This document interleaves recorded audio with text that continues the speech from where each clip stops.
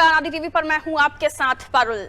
आज है सबसे बड़ा दिन, लोकतंत्र का महापर्व, देश का सबसे बड़ा त्योहार, जिसमें हर किसी को घर से बाहर निकलकर मतदान केंद्रों तक पहुंचना चाहिए, पोलिंग बूथों तक पहुंचना चाहिए और अपने मताधिकार का उपयोग करना चाहिए।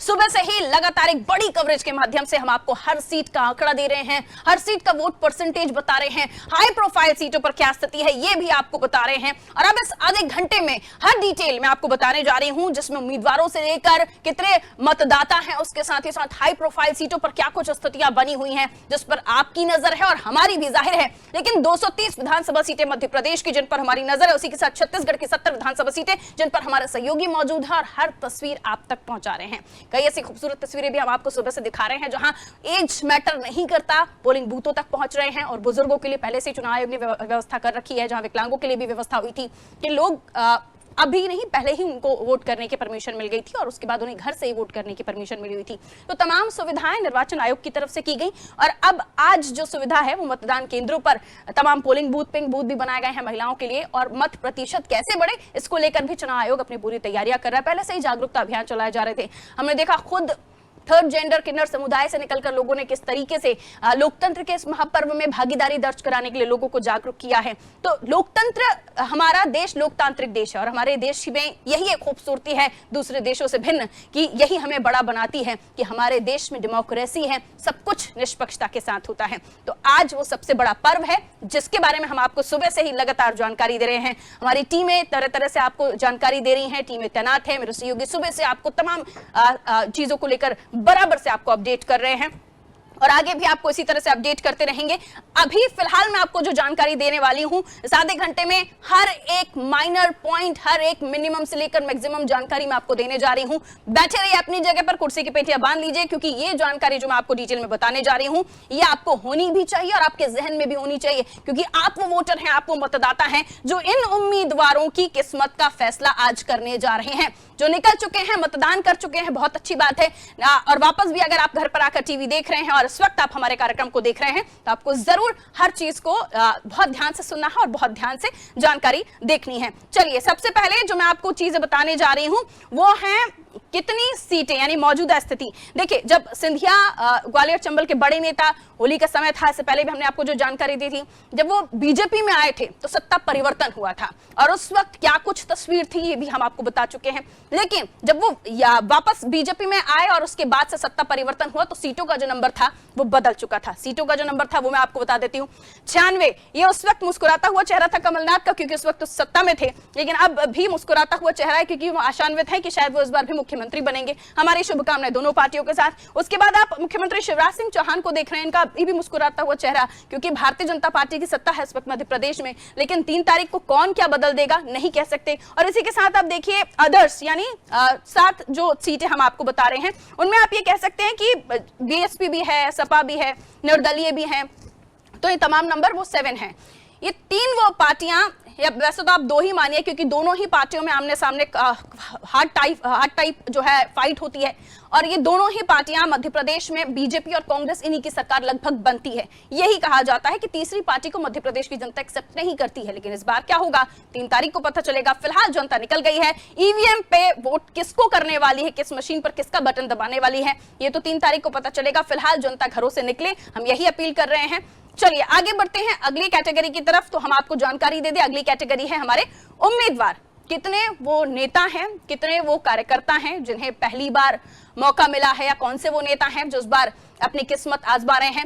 इन नंबर्स में मैं आपको बता दूं कई बड़े नाम हैं, कई बड़े चेहरे हैं, जी हाँ, जिनमें बीजेपी ने बड़े बड़े नामों को मैदान में उतार दिया है। वो नेता जो केंद्र की राजनीति करते थे उन्हें भी राज्य की पॉलिटिक्स में ला दिया है।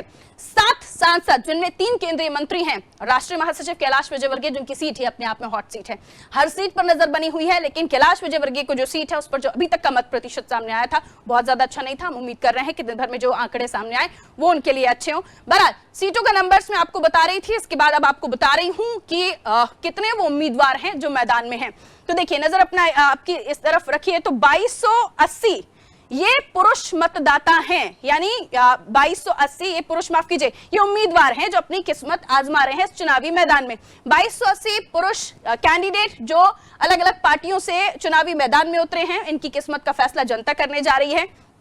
और महिला उम्मीदवार, देखिए महिला आरक्षण, इसको लेकर हर तरफ नजरें इख्तियार हुई थी कि आखिर महिलाओं को कितनी सीटें मिलने जा रही हैं, कौन सी पार्टी जो महिला आरक्षण की बात कर रही है वो महिलाओं को कितना आगे रखती है, महिलाओं के उत्थान की बात होती है, महिलाओं को आगे बढ़ाने की बात होती है, विमेन एम्पावरमेंट के कई कसीदे पढ़े जाते हैं, लेकिन उसके बाद जब राजनीति की बात आती है तो नंबर्स क्या कहते हैं ये देखिए आप। 2280, जैसे कि मैं आपको बता रही हूं, पुरुष जो थे इनको टिकट मिला है, इनमें निर्दलीय भी शामिल है, और उसके अलावा 252 ये महिला नंबर्स हैं, यानी महिला उम्मीदवार जो अपनी किस्मत इस चुनाव में आजमा रही हैं। कई जगहों पर आप देखेंगे तो फाइट काफी टफ है क्योंकि महिला उम्मीदवार हैं। इसलिए उषा ठाकुर जी मैं आपको बता दूं महू से कैंडिडेट हैं, संस्कृति मंत्री हैं, तो ऐसे कई बड़े फेसेस हैं महिलाओं में भी जो इस बार चुनावी मैदान है और जो अपनी किस्मत भी आजमा रही है और इसी के साथ ये भी बता रहे हैं कि महिला ताकत क्या है। लेकिन नंबर कम है, पुरुषों के कंपैरिजन में आप देखें तो नंबर कम है।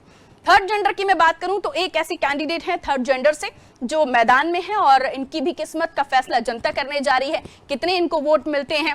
ये हमने शुरुआती दौर में भी आपको बताया था, लगातार हम बहुत दिनों से इस चर्चा को कर रहे हैं और आज चूंकि बड़ा पर्व है, बड़ा महादिन है, महापर्व है, तो आज भी इस चीज को बताना जाहिर है जरूरी हो जाता है कि थर्ड जेंडर जिन्हें हमारे देश में अधिकार है कि वो भी इस चुनाव में अपनी भागीदारी दर्ज करा सकते हैं, मताधिकार का उपयोग तो करते ही हैं, साथ ही उन्हें मत यहाँ की जनता दे इसकी भी वो ताकत रखती हैं। तो थर्ड जेंडर की संख्या हमारे यहाँ एक है जो मध्य प्रदेश में, यानी एक ऐसे नेत्री हैं जो मध्य प्रदेश में थर्ड जेंडर है जो अपनी किस्मत आजमा रही है। जनता इन्हें कितना प्यार देती है, कितना विश्वास जताती है।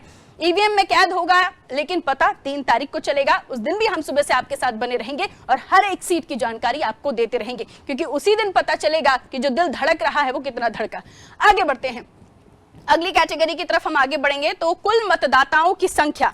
कुल मतदाता, देखिए मध्य प्रदेश बड़ा राज्य है, संख्या भी जो वोटर्स की है वो काफी ज्यादा है, लेकिन वोटर्स में महिलाओं की संख्या कितनी है इस पर भी आपको नजर रखनी होगी क्योंकि इस बार महिलाओं के इर्द गिर्द जो पॉलिटिक्स चली है उसमें यह कहा गया कि महिला मतदाता जो ओर झुकी, यानी हो सकता है कि उसकी सत्ता बने, यानी उसकी सरकार बने। ये भी जो हमने जुमले सुने हैं वो भी हैं। तो वोटर्स कितने हैं ये आपको बता देती हूं, 5,07,58,521 ये कुल मतदाता हैं जो मध्य प्रदेश में प्रत्याशियों की किस्मत का फैसला करने जा रहे हैं। यानी इनमें से लगभग, हम तो यही चाहते हैं कि तमाम ये वोटर्स निकले अपने घरों में और ईवीएम पर जाएं, फिर वो जो भी बटन दबाएं वो उनकी इच्छा, उनका विवेक। लेकिन कई बार मत प्रतिशत जब कम आता है तो ये आंकलन किया जाता है कि कितने वो वोटर्स थे जो घरों से निकले और कितने वो वोटर्स थे जिन्होंने ये नहीं सोचा कि उनको मतदान करना है, इस मतदान को उन्होंने इतना बड़ा पर्व नहीं समझा। लेकिन लोकतंत्र की ताकत है जो आपको मिली हुई है, तो इसलिए घरों से जरूर निकलिएगा। पुरुष मतदाताओं की संख्या 2,87,22,261, पुरुषों की संख्या 2,87,00,000 और महिलाओं की संख्या 2,71,00,000। अब अंतर देखिए बहुत ज्यादा नहीं है और ये कहा जाता है कि महिला वोटर्स के इर्द गिर्द ही ये चुनाव हो रहा है। बीजेपी इतनी आशान्वित है अपनी योजनाओं को लेकर, आप कह सकते हैं कि उन्होंने महिलाओं को लेकर इतनी स्ट्रॉन्ग स्ट्रैटेजीज बनाई हुई हैं, उनके मास्टर स्ट्रोक, उनकी मास्टर स्ट्रैटेजीज, उनकी पॉलिसीज, ये सारी महिलाओं के इर्द गिर्द है। लगभग हमने जब इलेक्शन कैंपेनिंग को भी कवर किया था तब हमने जाकर लोगों से बात की थी, वोटर से बात की थी, तो हमें पुरुष मतदाताओं में नाराजगी सुनाई दी थी। पुरुष मतदाताओं का यह मानना था कि महिलाओं के लिए सब कुछ, हमारे लिए क्या। बहरहाल वापस आ रही हूं तो नंबर्स आप देख लीजिए, 2,71,99,586 ये महिला वोटर्स हैं। इसमें से जो महिलाओं के लिए जो योजना है लाडली बहना योजना, जैसे गेम चेंजर पॉलिसी कहा जा रहा है, जैसे मास्टर स्ट्रोक कहा जा रहा है, जैसे ये माना जा रहा है कि शिवराज ने जिस तरीके से इस योजना को लॉन्च किया, उसके बाद हर खाते में पैसे गए, उसके बाद उसको रिन्यू भी करते रहे वो समय समय पर कि कौन सी वो महिलाएं हैं जिन्हें नहीं मिल रहा है तो उनको भी वो इंक्लूड कर सके, पैसों की बढ़ाना। और अब वो जो नया नारा लेकर कैंपेनिंग कर रहे थे कि लाडली बहनाओं को अब लखपति भी बनाना है। तो ये बहनाएं आगे क्या ख्वाब देखकर चल रही हैं, क्या उन्होंने सोचा है, कौन सी पार्टी को वो वोट करने वाली हैं, या शिवराज जी जो प्यार दे रहे हैं उन्हें वो वापस उन्हें मिलेगा या नहीं मिलेगा, ये तमाम ईवीएम जब 3 तारीख को उगलेगी तब पता चलेगा। बराबर तो ये संख्या रही। और थर्ड जेंडर की संख्या मैं आपको बता दूं तो 1292 ये थर्ड जेंडर की संख्या है मध्य प्रदेश में, जो निवास करते हैं, जो वोट करने का अधिकार रखते हैं। तो ये वो है, मैंने आपको बताया इससे पहले कि एक ऐसी कैंडिडेट हैं जो थर्ड जेंडर हैं और इस चुनाव में अपनी भागीदारी भी दर्ज करा रही हैं और इसी के साथ कैंडिडेट तो है ही। ये 1292 भी थर्ड जेंडर से ही आते हैं। आगे बढ़ते हैं। तो अब बारी आ गई है, सबसे फेवरेट आपका कौन सा वो नेता है जिसको आप चाहते हैं कि वो जीते, खासतौर पर मध्य प्रदेश के लिहाज से, मैं सीटों के लिहाज से बात नहीं कर रही हूं। तो मध्य प्रदेश में कई हाई प्रोफाइल सीटें हैं जिन पर हमारी नजर है, और इन हाई प्रोफाइल सीटों पर किस तरह के समीकरण बैठ रहे हैं, किस तरह का गणित बैठ रहा है, क्या कुछ मध्य प्रदेश का वोटर इन सीटों के लिए चाह रहा है, ये हम आपको बताने जा रहे हैं। तो चलिए नजर डाल लेते हैं। तो ये वो सीट है, कमलनाथ जी आपको दिखाई दे रहे हैं, छिंदवाड़ा। ये hot seat, high profile seat है और काफी इंपॉर्टेंट ये सीट इसलिए हो जाती है क्योंकि छिंदवाड़ा में कमलनाथ एक लंबे समय से इस सीट पर कब्जा जमाए हुए हैं, काफी लंबे समय से ये सीट उन्हीं के पास है, और उनके सामने है विवेक बंटी साहू जो उन्हें हार्ड फाइट दे सकते हैं इस बार भी, क्योंकि पिछली बार भी ये माना जा रहा था कि बहुत कम अंतर से जो हारे थे बंटी बना, ये देखा जा रहा था। और अब बंटी साहू, अब ये देखना होगा कि ये कितना टफ फाइट इस बार दे पाते हैं, क्योंकि वो उपचुनाव था, सत्ता में कांग्रेस सरकार आ चुकी थी जिस वक्त, चुनाव की बात मैं आपको कर रही हूं, कम मार्जिन था। अब उपचुनाव नहीं है, अब मेन चुनाव है, और इसमें भी कमलनाथ के सामने विवेक बंटी साहू अपनी किस्मत आजमा रहे हैं।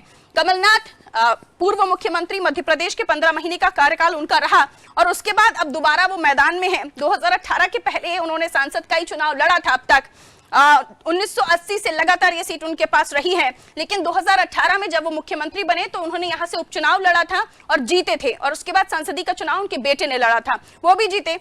विवेक बंटी साहू जिनके बारे में मैं आपको बता रही थी, बहुत बड़ा मार्जिन नहीं था, 24,000 की से हारे थे, और अब दोबारा मैदान में अपनी किस्मत आजमा रहे हैं।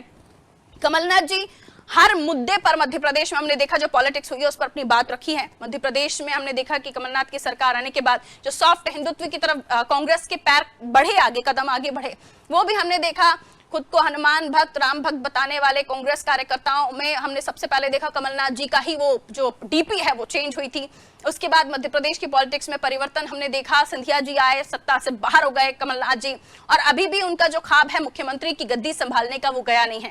हालांकि अब आप आ जाए आरोप प्रत्यारोपों के दौर पे, तो कई सारे आरोप प्रत्यारोप हैं जो मध्य प्रदेश में हमने मुख्यमंत्री और पूर्व मुख्यमंत्री के बीच में देखे हैं।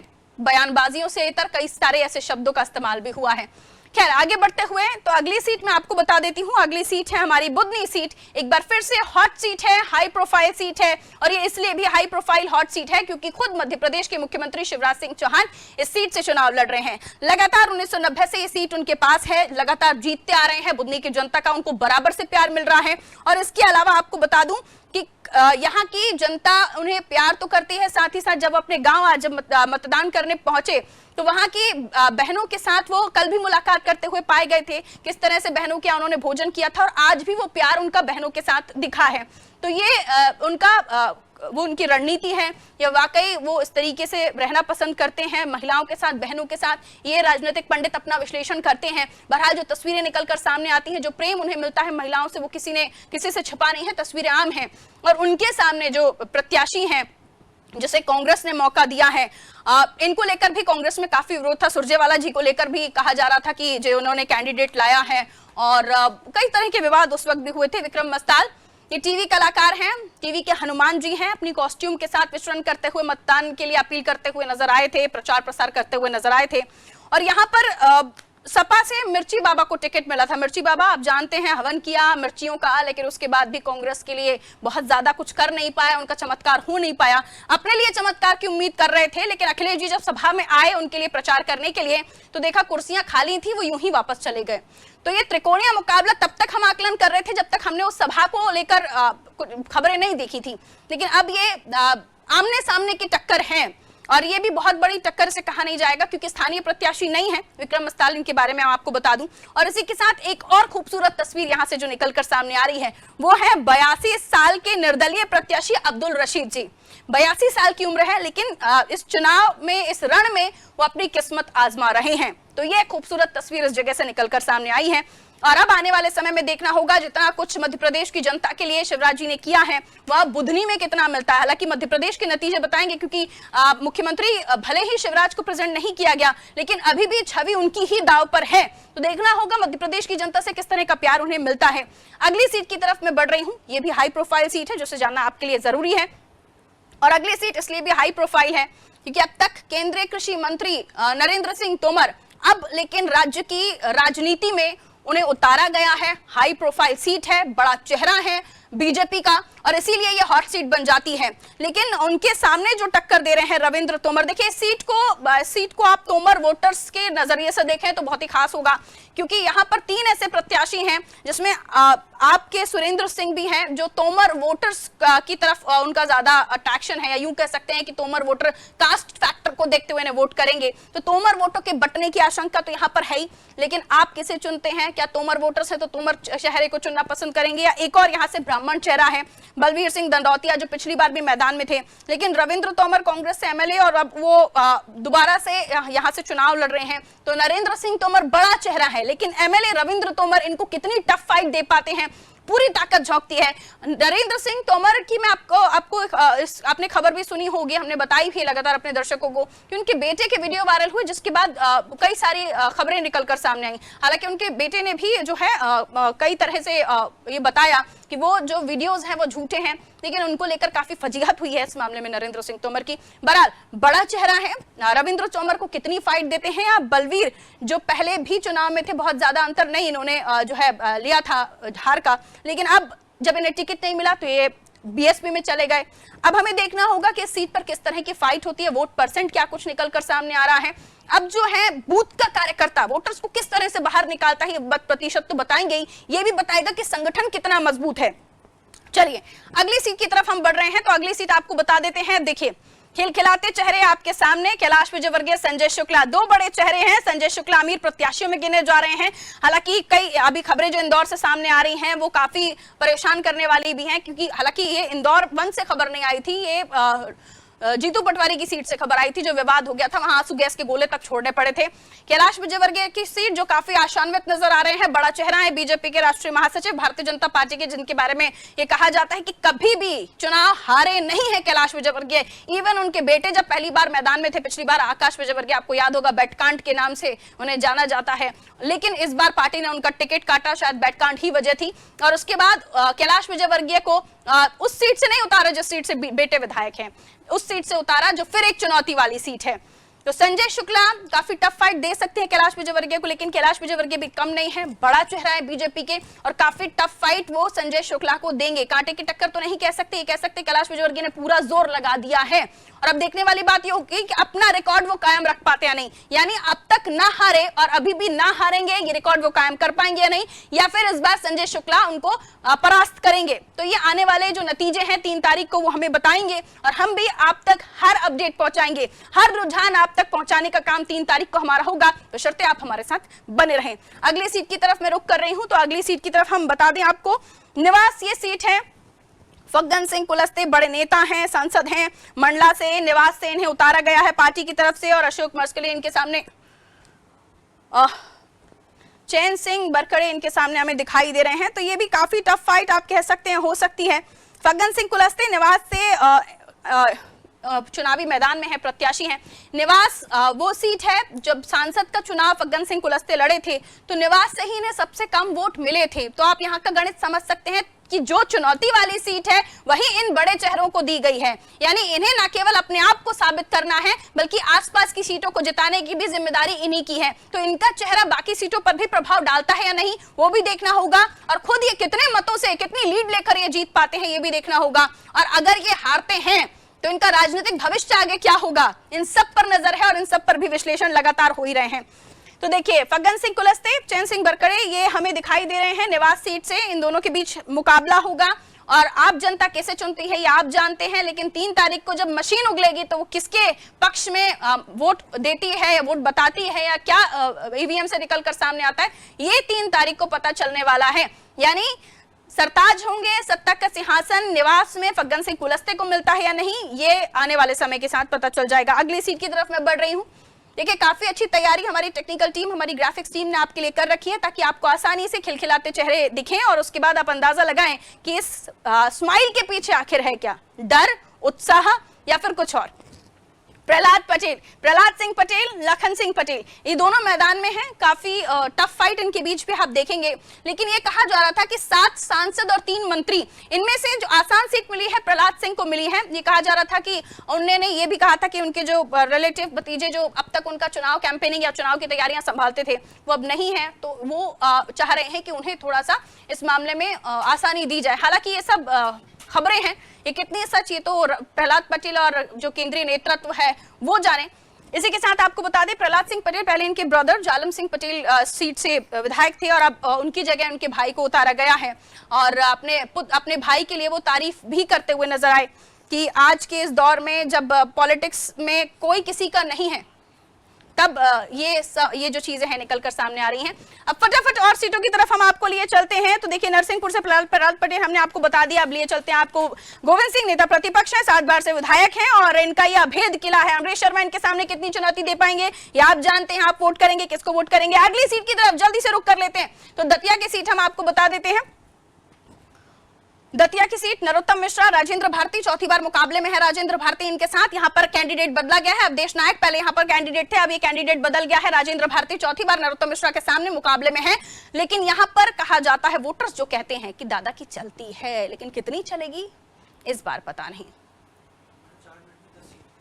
चलिए अगली सीट आपको बता देते हैं। अगली सीट है रैली विधानसभा गोपाल भार्गव की सीट है। नया चेहरा ज्योति पटेल कांग्रेस ने इनके सामने उतारा है। ये कहा जा रहा है ज्योति पटेल, ये कांग्रेस ने सोचा होगा कि शायद कुछ बहुत ज्यादा वो बदल पाएंगे, लेकिन आकलन ये किया जा रहा है कि 8 बार की जीत के बाद भी, इस बार भी 85 के बाद अब 2003 में वो जीत सकते हैं, लेकिन क्या होगा आने वाले समय के साथ पता चलेगा। अगली सीट की तरफ मूव कर लेते हैं, जल्दी से अगली सीट दिखा दीजिए। तो खुराई की सीट है, आपको बता दें भूपेंद्र सिंह यहां से उम्मीदवार है। भारतीय जनता पार्टी के मंत्री रहे, शिवराज सरकार में मंत्री है इवन, और इनके सामने अनुभव के सामने आप कह सकते हैं युवा जोश टक्कर दे रहा है। रक्षा राजपूत नया चेहरा है, आपको बता दें, और इस बार रक्षा राजपूत के पक्ष में हवा चलती है, भूपेंद्र सिंह के पक्ष में। हालांकि वोटर साइलेंट है, सीट पर कुछ नहीं कहा जा सकता। अगली सीट की तरफ जल्दी से मूव कर जाते हैं। राघवगढ़ की सीट काफी हाई प्रोफाइल हॉट सीट है ये, क्योंकि अब तक दिग्विजय सिंह परिवार का ये गढ़ है। दिग्विजय सिंह इस सीट से जीतते आ रहे हैं, उनके बेटे जयवर्धन सिंह अब इस सीट से जीत रहे हैं और हिरेंद्र सिंह बंटी बना काफी टफ फाइट उनको दे सकते हैं। सिंधिया गुट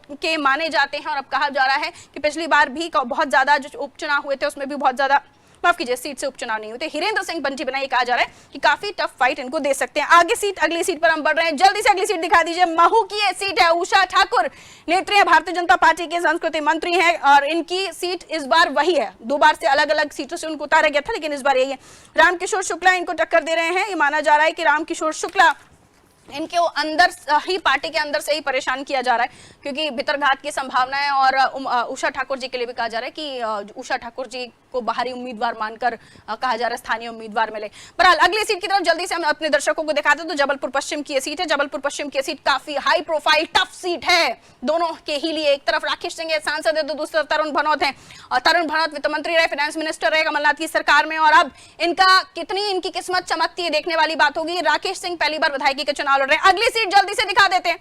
अगली सीट मैहर है। मैहर में त्रिकोणीय मुकाबला अब देख सकते हैं। सिंधिया समर्थक श्रीकांत चतुर्वेदी मैदान में है, भारतीय जनता पार्टी से धर्मेश घई मैदान में है, कांग्रेस से लंबे समय से यहां पर सक्रिय है, ब्राह्मण चेहरा है। अगली सीट जल्दी से दिखा दीजिए। अगली सीट है भोपाल उत्तर सीट।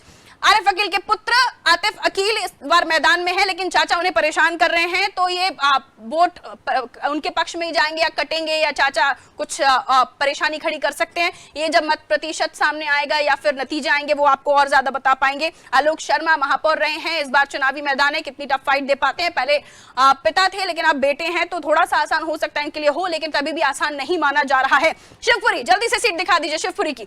शिवपुरी केपी सिंह देवेंद्र जैन दोनों के बीच में फाइट है। देवेंद्र जैन सिंधिया की पसंद माने जाते हैं। इस सीट से पहले यशोधरा राजे जीती थी, लेकिन तबियत खराब होने की वजह से उन्हें टिकट नहीं दिया गया। केपी सिंह, ये कहा जा रहा है कि थाली में परोस के तो सीट नहीं दे दी भारतीय जनता पार्टी ने, क्योंकि 6 बार से लगातार इस सीट से केपी सिंह बने हुए हैं। तो ये हो गई हाई प्रोफाइल सीटें जो हमने अपने दर्शकों को बताई। इसको लेकर डिटेल में जानकारी इसलिए भी देना जरूरी थी ताकि आपको पता रहे जो बड़े बड़े नेता, बड़े बड़े चेहरे आपके सामने हैं, वो क्यों इस मैदान में है और इनके साथ टक्कर जो दे रहे हैं, वो फाइट कितनी हार्ड हो सकती है। तो ये जानकारी आप तक पहुंचाई। आज है मतदान का दिन, महापर्व का दिन। घरों से निकलिए, वोट कास्ट कीजिए, जिससे भी आप चाहते हैं। चुनावी मुद्दे तमाम रहे, जनसभाएं तमाम रही, रैलियां भी तमाम रही, कई सारे मुद्दे इसमें आए, जिसमें रावण का भी जिक्र हुआ, रामायण का भी जिक्र हुआ, रावण का भी जिक्र हुआ, और शोले फिल्म के भी किरदारों को यहाँ पर लॉन्च किया गया, लेकिन अंततः अब बाजी आपके हाथ में। दीजिए इजाजत, नमस्कार।